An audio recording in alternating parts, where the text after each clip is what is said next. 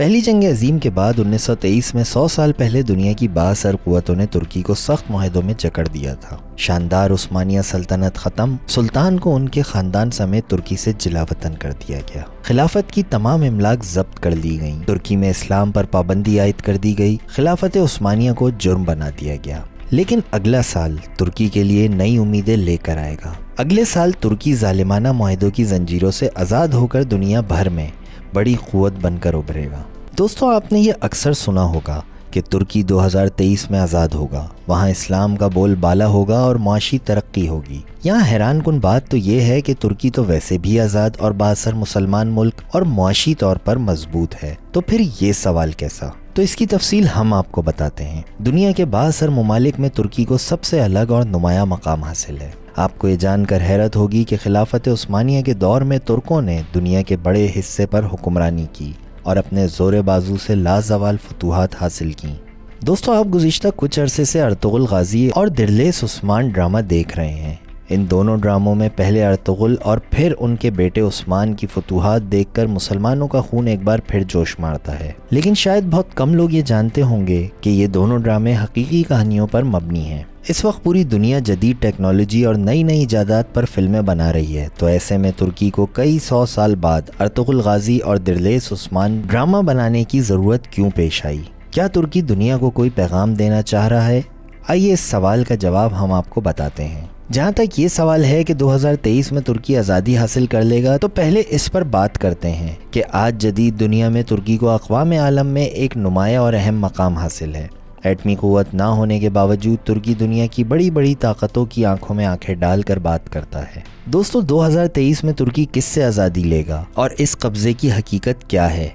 आइए इस पर भी एक नज़र डालते हैं। 1517 से 1924 तक खिलाफत उस्मानिया के दौर में 3 बर्र-ए-आज़मों यानी जनूब मशरक़ी यूरोप, मगरबी एशिया और शुमाली अफ्रीका पर सल्तनत उस्मानिया का राज था। अर्तुगरुल गाजी और उनके बेटे उस्मान ने मुसलमानों को शानदार और नाकाबिले यकीन फतूहात दिलाकर पूरी दुनिया को हिला कर रख दिया था, जिसके बाद 600 साल से ज़ायद अरसे तक 3 बर्र-ए-आज़मों पर सल्तनत उस्मानिया की हुक्मरानी रही। अब आप सोच रहे होंगे कि 6 सदियों तक दुनिया पर राज करने वाली कौम खुद महकूम कैसे हो गई? आज का तुर्की कैसे 2023 में तरक्की करेगा? तो ये जानने के लिए हमें 100 साल पीछे जाना होगा, जब 1923 में पहली जंग अजीम के बाद एक अमन मुआहदे के नाम पर जंग अजीम अव्वल के फातेह इत्तेहादियों और तुर्की के दरमियान एक मुआहदा तय पाया। इस मुआहदे के तहत यूनान, बल्गारिया और तुर्की की सरहदें मुतय्यन की गईं। कब्रस, इराक और शाम पर तुर्की का दावा ख़त्म करके सरहदों का तयन किया गया और इस मुआहदे के तहत जमहूरियत तुर्की को आलमी सतह पर तस्लीम किया गया। इस मुआहदे की रूह से खिलाफत उस्मानिया ख़त्म कर दी गई और तुर्की ने तीनों बर्र-ए-आज़मों में मौजूद खिलाफत के असासों और इमलाक से दस्तबरदारी इख्तियार कर ली थी।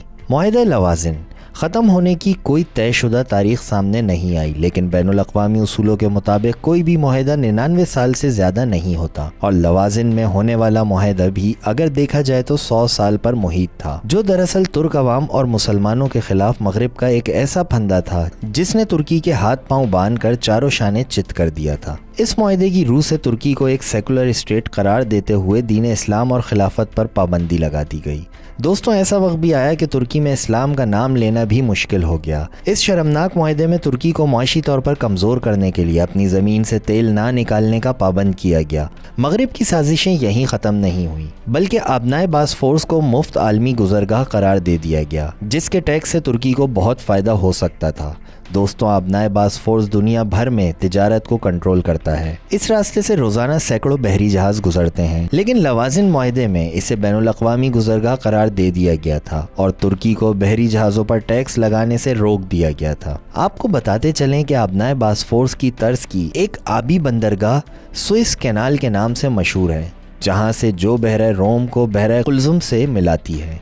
इस नहर पर कब्ज़े के लिए अमेरिका, बरतानिया और इसराइल मिस्र से जंग कर चुके हैं और आज ये कैनाल यौमिया 15 मिलियन अमरीकी डॉलर टैक्स जमा करती है। तुर्की ने 100 साल तक इस जालिमाना मुआहदे पर अमल किया, लेकिन 2023 में मुआहदे से निकलने के बाद अपनी सरजमीन से तेल और दीगर मादनियात निकालने के अलावा आबनाए बासफोर्स पर टैक्स लगाकर अपनी मईशत को मजबूत बना सकता है। तुर्की के सदर तैयब अर्दगान भी 2023 को अपनी कौम के लिए बहुत अहम करार दे चुके हैं। अब देखना यह है कि क्या 600 साल तक दुनिया पर हुक्मरानी करने वाला तुर्की आने वाले साल में अपना खोया हुआ मकाम हासिल करने में कैसे कामयाब हो जाएगा।